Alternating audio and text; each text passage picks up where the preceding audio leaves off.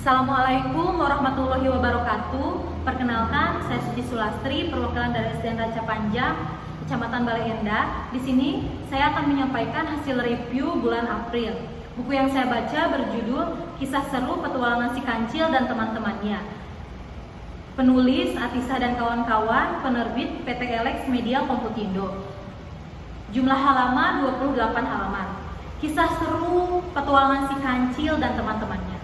Di suatu hutan, hiduplah seekor kancil yang lincah dan cerdik. Dia hidup bersama teman-temannya.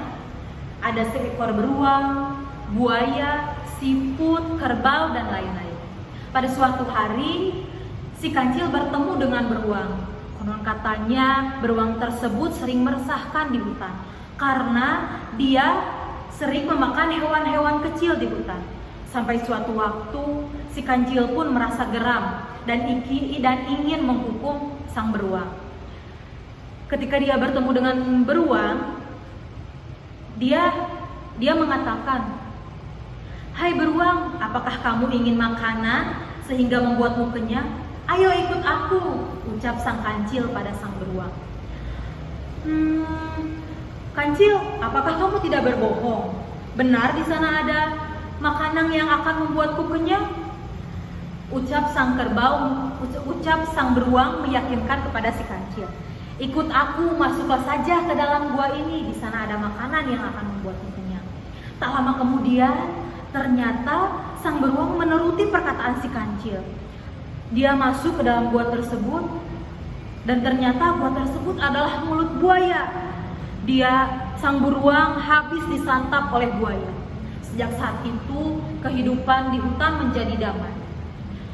Si kancil memang cerdik dan lincah, tapi tak jarang ia juga sering bersikap sombong kepada teman-temannya. Sampai suatu waktu, ada seekor kerbau yang ingin memberi pelajaran pada si kancil.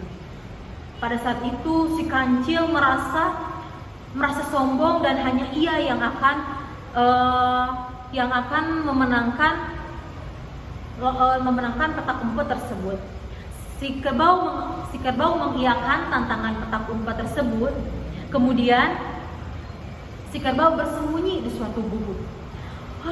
Gubuk ini baru saja terbakar, asapnya masih menyala. Aku akan bersembunyi di balik gubuk ini.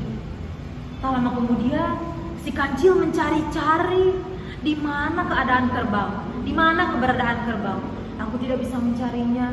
Kerbau, tolonglah keluar.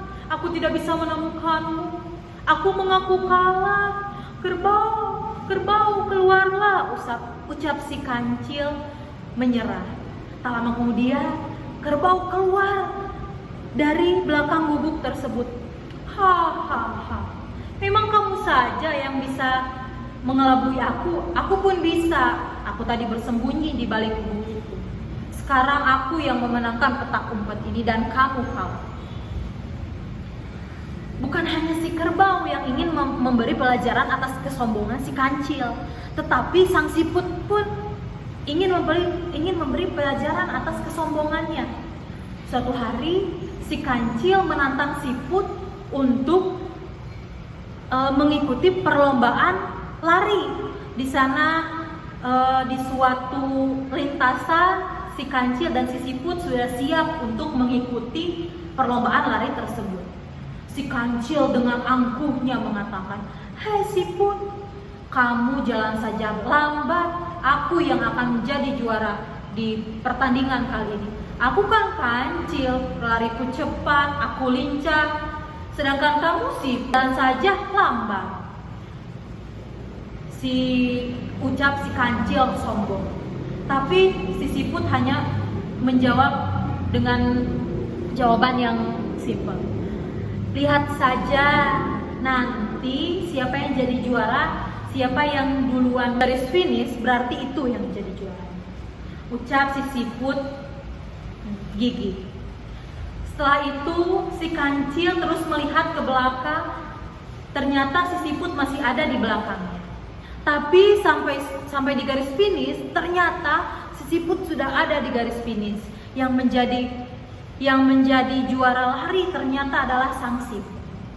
Sang siput pun berucap kepada sang kancil, "Hei kancil, kamu tidak boleh sombong. Bukan kamu saja yang hebat. Saya juga bisa memenangkan pertandingan ini. Jadi kamu jangan sombong ke teman-temanmu." Cerdikan si kancil tidak sampai di sana.